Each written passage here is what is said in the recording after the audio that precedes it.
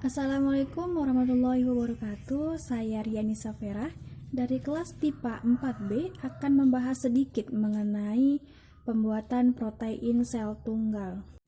Protein sel tunggal adalah istilah yang digunakan untuk protein kasar atau murni yang berasal dari mikroorganisme bersel satu atau banyak yang sederhana seperti bakteri, ragi, jamur, ganggang, dan protozoa.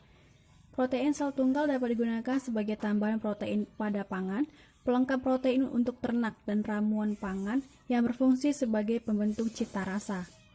Mikroba yang digunakan antara lain Saccharomyces cerevisiae, Pichia pastoris, Candida utilitis, Torulapsis corallina, Geotrichum candidum, Aspergillus oryzae, Fusarium venenatum, Sclerotium rolfsi, Polypori, Trichoderma, Scytallidium acidophyllum, Rhodobacter capsulatus, Spirulina, dan Chlorella.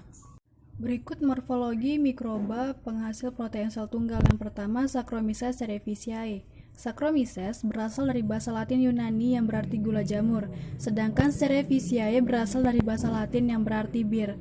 Sel ini terdiri dari kapsul, dinding sel, membran sitoplasma, nukleus, vakuola, globula lipid, dan mitokondria, serta berbentuk oval atau bulat telur. Koloninya berbentuk rata, lembab, mengkilap, dan halus.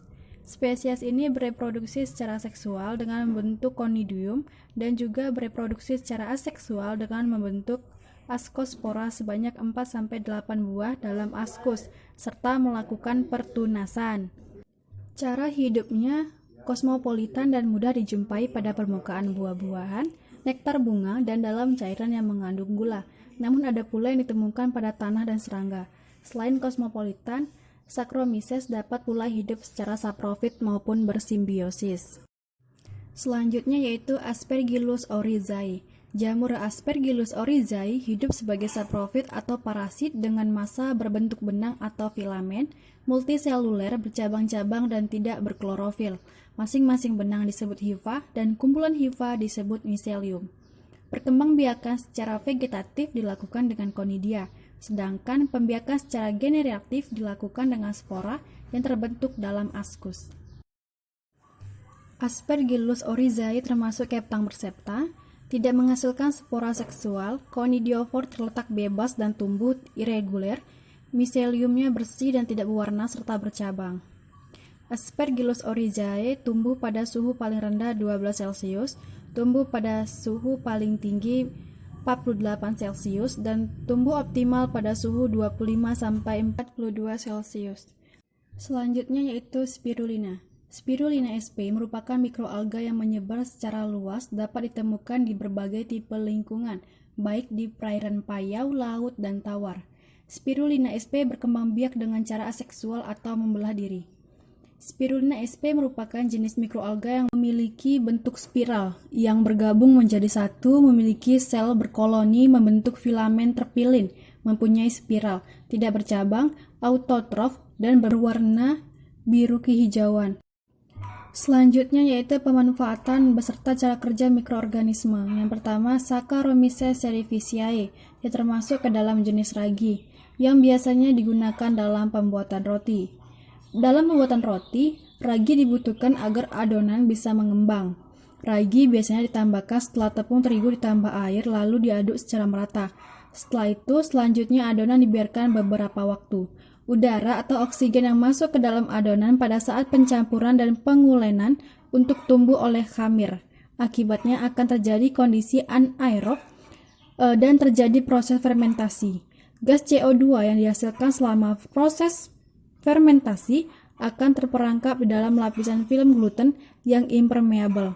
Gas akan mendesak lapisan yang elastin dan ekstensibel yang selanjutnya menyebabkan pengembangan adonan. Selanjutnya yaitu Aspergillus oryzae. Aspergillus oryzae digunakan dalam pembuatan kecap. Terdapat 3 cara pembuatan kecap, yaitu fermentasi, hidrolisis, dan kombinasi. Dari kedua cara tersebut, pembuatan kecap berprinsip pada penguraian protein, karbohidrat, dan lemak yang dilakukan oleh enzim yang dihasilkan oleh mikroba menjadi senyawa yang lebih sederhana yang mempengaruhi aroma, cita rasa, dan komposisi kecap. Untuk cara hidrolisis, pada dasarnya terjadi penguraian protein dengan asam sehingga dihasilkan peptida dan asam amino. Cara kombinasi dilakukan dengan penggabungan kedua cara tersebut, yaitu diawali dengan hidrolisis dan dilanjutkan dengan fermentasi. Fermentasi kering atau koji dapat terjadi secara spontan atau dengan ditambahkan biakan murni yang dapat disebut dengan koji.